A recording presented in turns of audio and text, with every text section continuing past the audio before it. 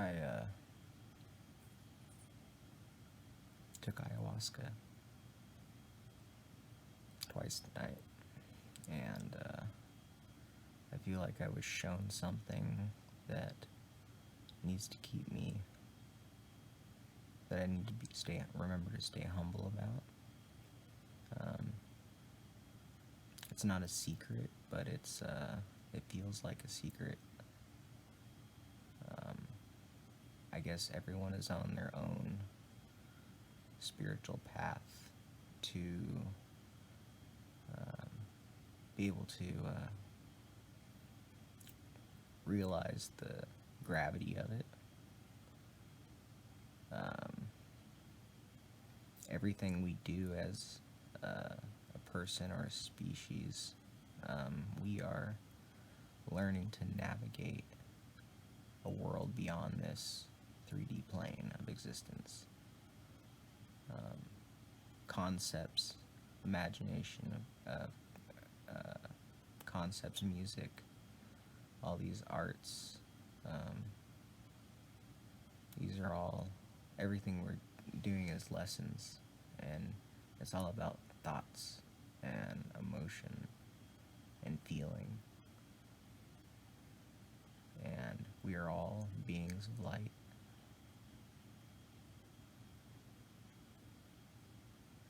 And we're all on our own little mission here to come up with concepts. I'm still pretty hazy right now. Coming out of it, I'm finally able to focus again.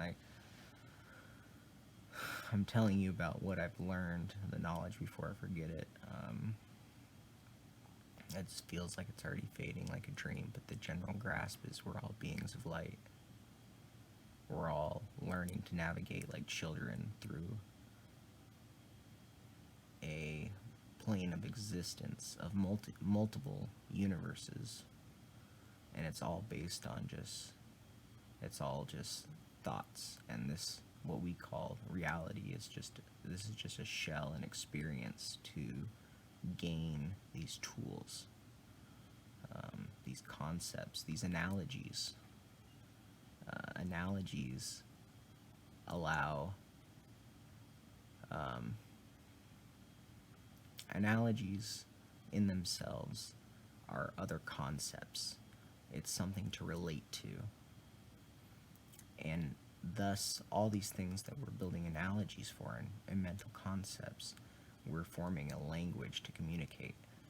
And we come up with words and stuff like that to allow that, but the analogies and the concepts allow one person to share with another, and then we form this neural network of a single, like, uniform consciousness. We're all individual, but at the same time, everything is working to create one massive consciousness, kind of like mushrooms, mycelium, how it spreads and it builds a neural pathway. And it's funny because our brains also build neural pathways. So it's like everything is tiered down, and neural pathways are just a thing that everything is working towards creating a neural pathway, every conscious being, sentient being. And we find like the same type of entity we are. And we learn to communicate.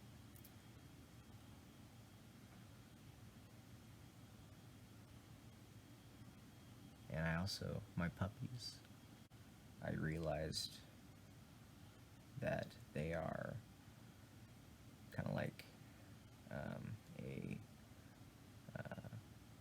we're using each other to experience and grow and learn different tools, but we're in a symbiotic, like, osmosis type relationship. Both my pups, I have to remember to give them equal attention. I have to remember to nurse their own individuality, but also keep their uniqueness separated. Deshka my Elcon lab mix. She's a lot more of a princess, I like to call her, because she wants to be cuddled and she's scared. She's scared of everything, like flames, like a lighter. She's scared of a lighter. But I remember. Oh, I just remembered. I was, for the most part, I was still, but I saw different visions to like hold my hands up in a prayer, which I haven't actually prayed like this in a long time. But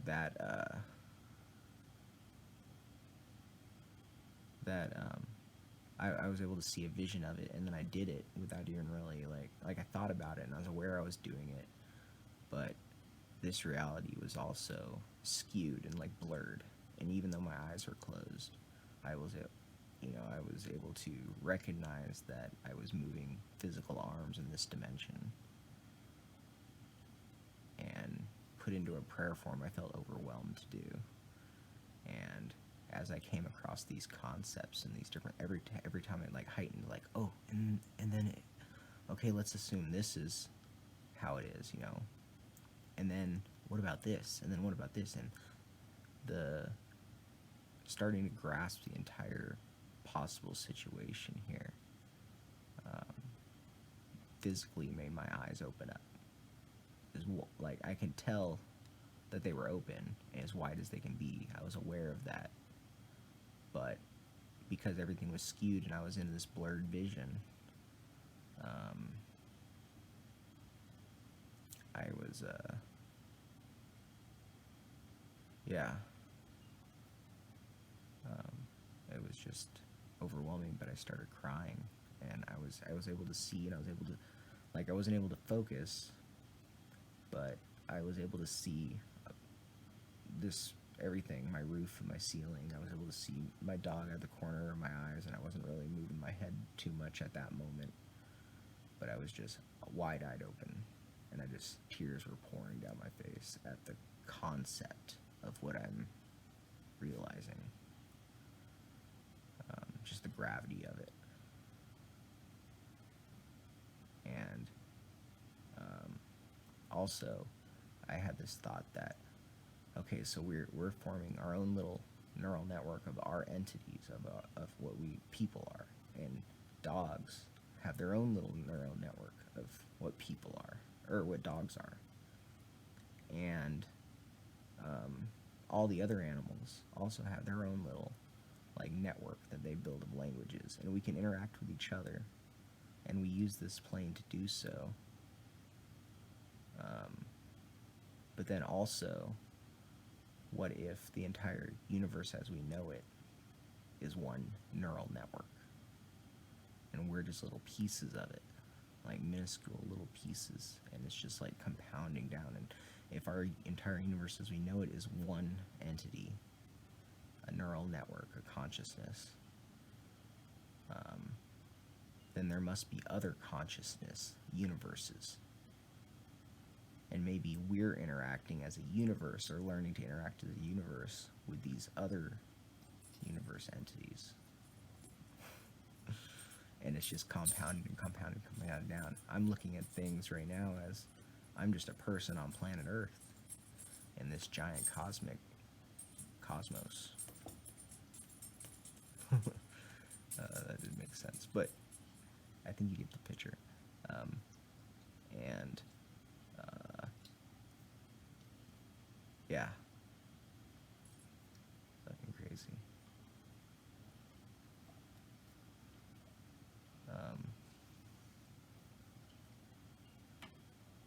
Yeah, we're all just.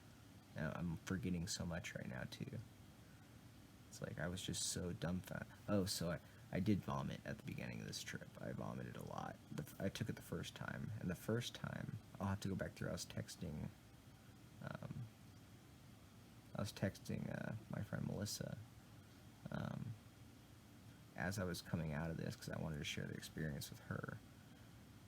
And I've forgotten a lot from that first trip earlier in the night, but I remember overall, all these little trips from mushrooms over the last couple of years, it's all been teaching me. And almost every trip, I get a tool, I get a lesson in an arsenal of lesson toolboxes to navigate this plane of existence and this cosmic universe of existence. And each one of these trips, I came out with different perspectives that allowed me to hone in on this trip. So I had one experience on mushrooms where a couple months ago where I felt like I was like I wanted to help the homeless or someone, and I was like, I have this huge house that I'm never in town. I'm paying for. It's a $400,000 home, and I can bring people in out of the cold. We're in Alaska. I can bring people in out of the cold for the winter and put them in my house. And I had this thought, and this thought catapulted me into a vision where I had these people living with me, and we formed this, what I thought of at the time as a wolf pack, where I am the provider, and I'm providing them shelter. These other beings of light, I'm providing them shelter. And that idea, that concept of them relying on me and me providing for them, it made me feel like they're an underlying, like I felt a greed creep up on me, like that power, that thirst for power I felt slightly, like it was there. It was a hint of like, okay, I might be feeding into something that could consume me, or change me in a negative way that I don't want to be changed. So I was able to basically notice my ego and notice that I wanted, that there was a part of me that wanted that lust for that thirst of a little bit of advantage or power over these people. And even though my intentions originally were good, like I wanted to provide them shelter, because I started recognizing and being aware. Oh, remind me. Well, you can't remind me because you're not a person, but I will remember in a minute to talk about awareness more. And I remembered, or I became aware that I was feeding this ego of mine, and it would grow if I didn't keep it in check. I just knew that. I said I knew it would grow and consume me if I didn't keep it in check. And the only way to keep it in check is to recognize it and ask myself and fully contemplate, am I doing this for egotistical intentions that could feed a part of me that I don't want to be fed, because I don't want it to consume me? And so what I took from that is, in all intentions, I had to do an ego check. And I had to, even if my intentions are true, I gotta just double check that I'm not feeding something that might consume me. And I think all of that kind of humbles you,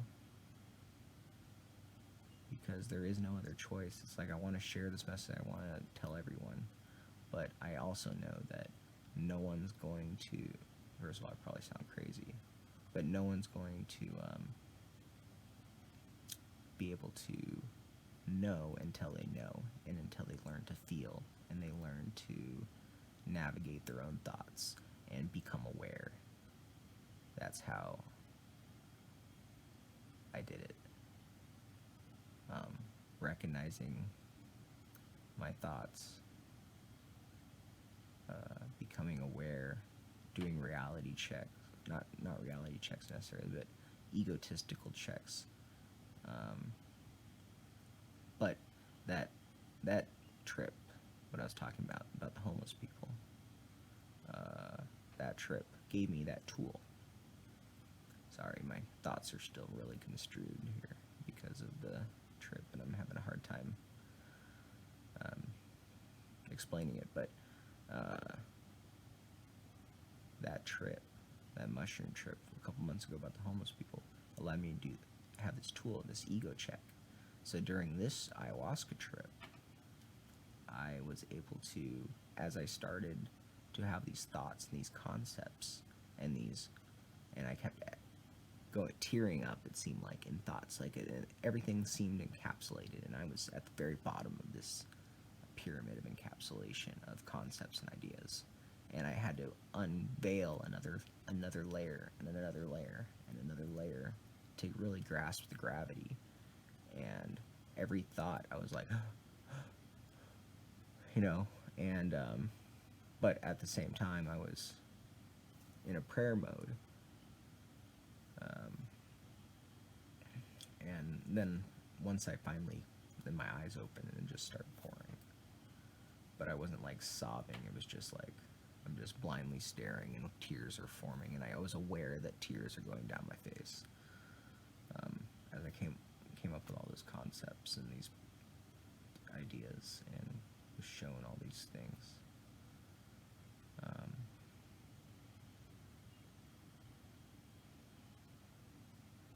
Just so much happened. I'm forgetting so much. So we're all beings of light. Oh, toolbox.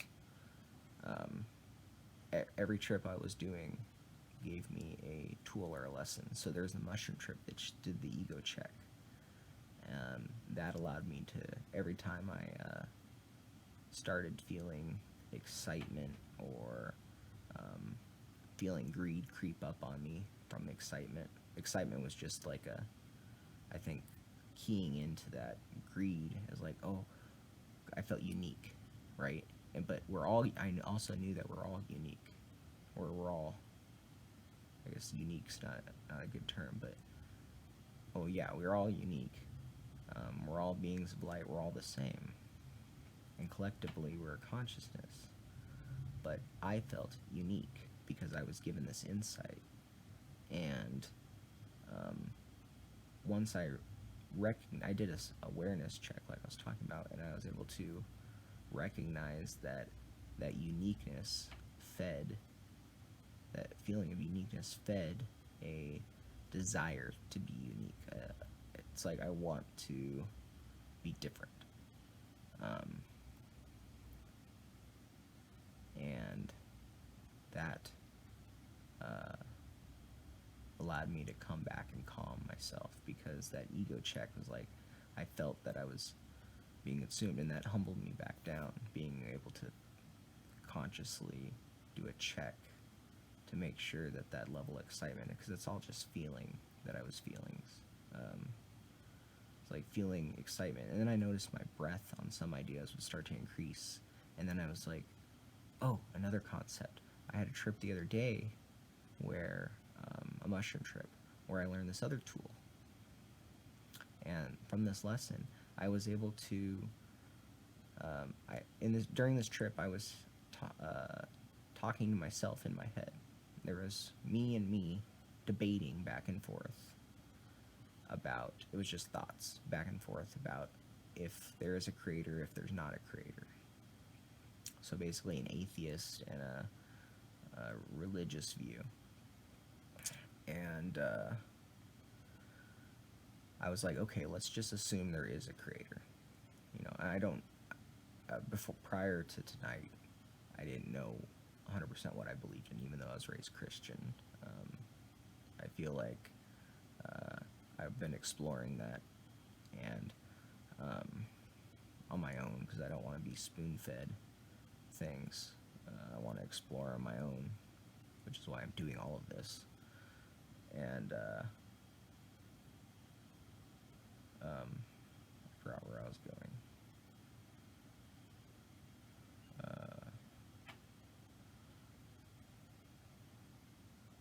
Exploring on my own.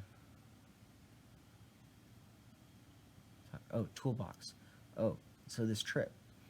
yeah, I was talking to myself, debating the concept of a creator or not a creator. And I was like, let's assume there is a creator.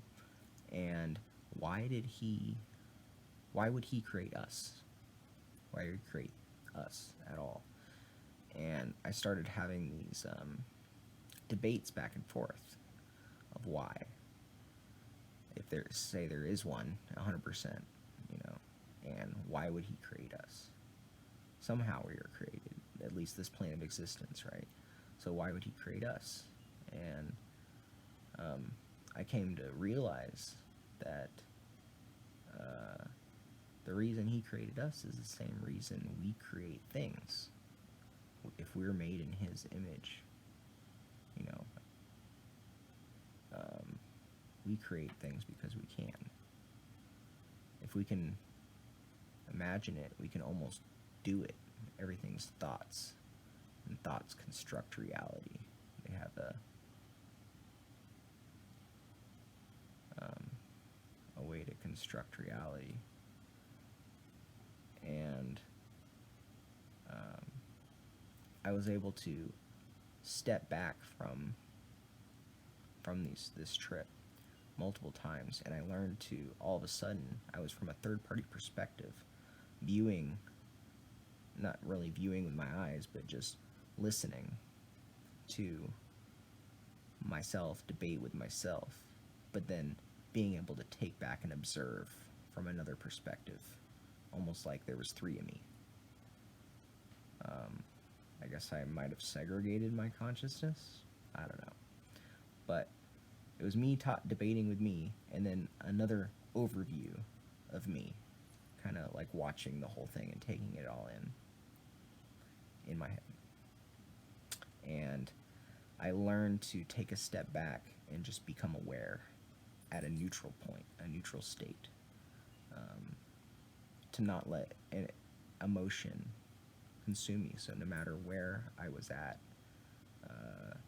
emotion-wise, if I was super scared, super happy, crying, I could take a step back and observe. And when I did that at that neutral vantage point, all emotion just kind of went back to a neutral calm. And that became a tool for me to go on continue navigating these trips. Anytime I started feeling too anxious, I could, at my will, because I was aware of what was going on, if I felt like it was too much or I didn't want to go there or I was ready to move on to the next thought, I could take a step back, view from a third-party perspective of my thoughts and what I was experiencing, and become neutral. And by doing that, diminish all feelings back to a neutral state. And that tool, that skill set, I guess I learned from that trip, was to be able to do that and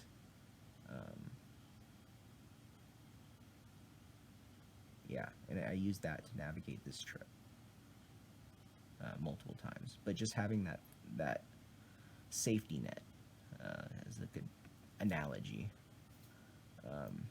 It's a safety net that my mind knew I could use if things got too bad. If they got too rough, I guess. Not necessarily bad, but if it got too rough and I got too emotional or too scared or too whatever, I could just take a step back, neutral myself out, diminish emotion, and then move on to the next idea or thought. There's so much more. I'm going to have to make another trip when I'm completely sober, trying to remember it, but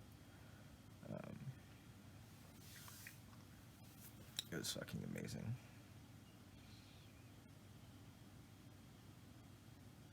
Slow down, everyone. Take a deep breath. Focus on your thoughts. Focus on your feelings. Train your thoughts. Learn to observe from multiple vantage points.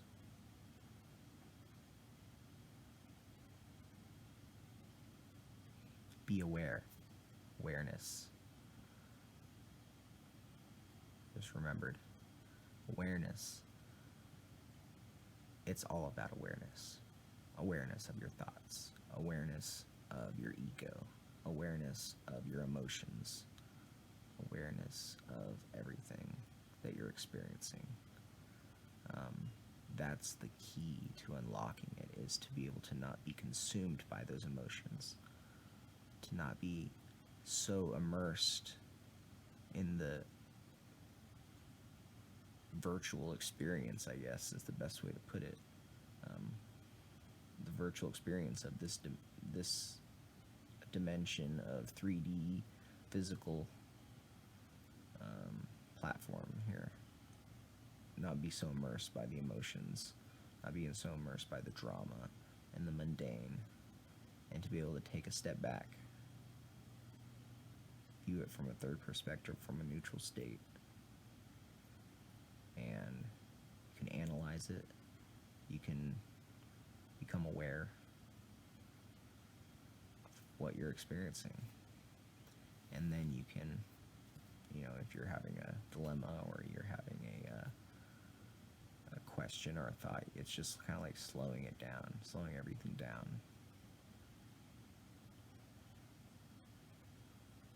Allow you to really process it and understand what's going on.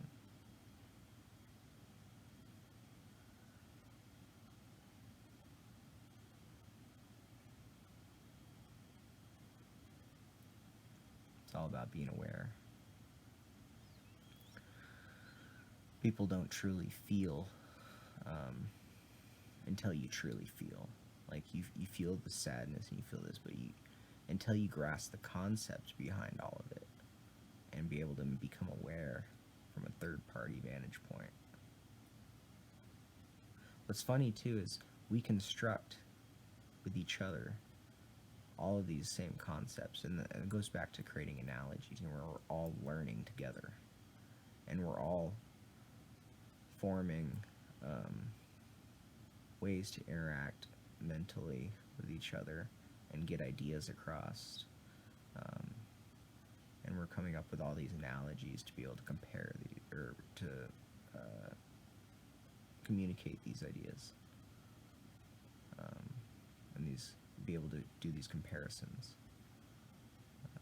It's just really beautiful to be able to know that we are, just all one entity of consciousness.